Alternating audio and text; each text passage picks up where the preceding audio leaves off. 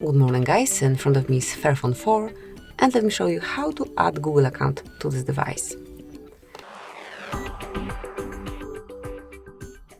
At first enter the settings, then find and select passwords and accounts and click on add account. Make sure that you are connected to Wi-Fi and then select Google. Now enter your email address or phone number, whatever is connected with your account. And as only it is entered, select next. Now it is time to enter the password, so let me do it off the screen.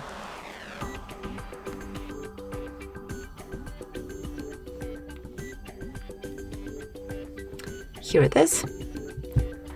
And mark next. So you can also activate backup here if you want to. I will skip it for now. Then click on I agree.